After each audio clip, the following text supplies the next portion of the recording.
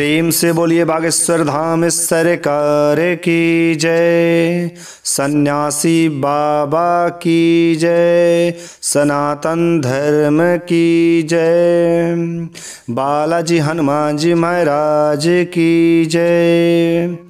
मेरे प्यारे सभी भक्तगणों, आज का जो प्रसंग है आखिर वे नारियां के ही हाथ में होता है कि जो स्त्रियां होती हैं हमारे घर को चाहे तो बहुत अधिक बढ़ा सकती हैं और हमारे घर को चाहो तो बहुत अधिक डाउन कर सकती हैं। ये सब उन्हीं के हाथ में है। स्त्री को लक्ष्मी कहा जाता है। यदि स्त्री घर को अच्छे से चला देती है तो वह घर जो है स्वर्ग जैसा बन जाता है, और जो स्त्री अपने घर को स्वर्ग जैसा नहीं बनाती अर्थात वह अपने घर को बनाती नहीं है, उसके लक्षण जो है सही नहीं है। आखिर स्त्रियां कौन से काम करें कि हमारे घर में दिन दूनी रात चौगुनी वृद्धि होती रहे। ऐसा कोई जरूरी नहीं है कि हमेशा केवल स्त्रियों के ही करने से हमारे घर में वृद्धि होती है। जो काम स्त्रियां शुभ वाले करती हैं वे शुभ कार्य हमारे पुरुष वर्ग भी कर सकते हैं। यदि पुरुष और स्त्री दोनों साथ साथ उस काम को करते तो सोने में सुहागा हो जाता है। लेकिन सबसे मेन रोल हमारे घर की लक्ष्मी अर्थात स्त्री होती है।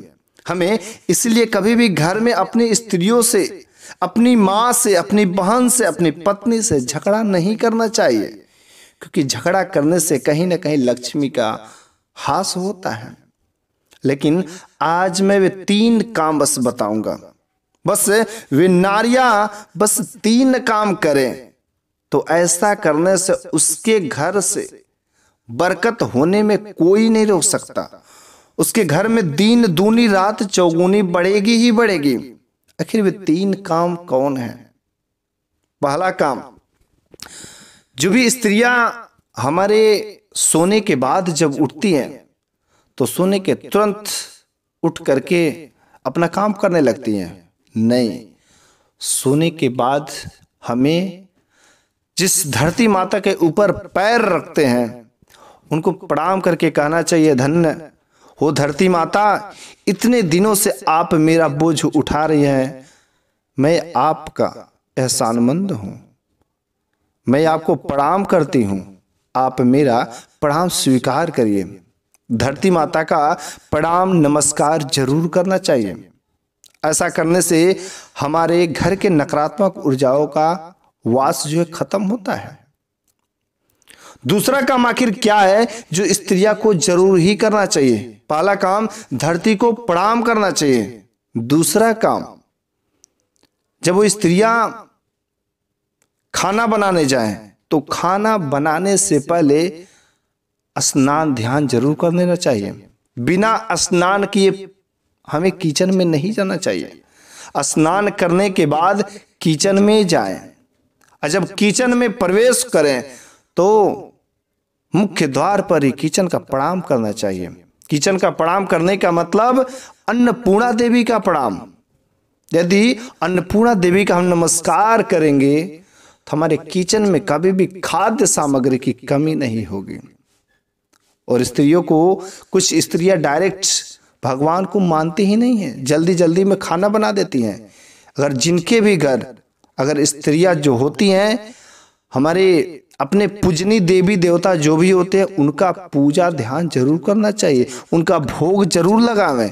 इससे हमारे घर के देवी देवता यदि सुखी रहेंगे तो आपके घर से नकारात्मक ऊर्जाओं का वास खत्म हो जाता है, और आपके घर में धन धान होने से, आपके घर में बरकत होने से कोई नहीं रोक सकता।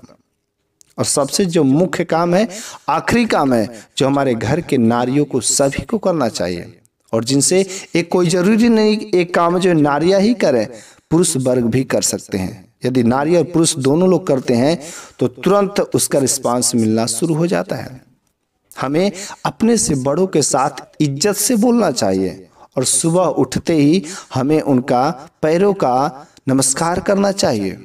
चाहे बेटा हो, चाहे बेटी हो, चाहे बहू हो, चाहे पत्नी हो, जो भी हो, यदि घर में जो भी बड़े बुजुर्ग हैं, सासु माता, ससुर जी जो भी हैं, उनका प्रणाम करना चाहिए, उनका नमस्कार करना चाहिए। ऐसा करने से हमारे पितृदेव खुश होते हैं। यदि वे खुश होंगे तो हमारे घर में बरकत होने से कोई नहीं रोक सकता। तो 3 काम ये जरूर करें। पहला, धरती माँ को प्रणाम, और दूसरा अन्नपूर्णा देवी को, और तीसरा घर में इज्जत। किसका? हमें अपने बुजुर्गों का नमस्कार जरूर करें।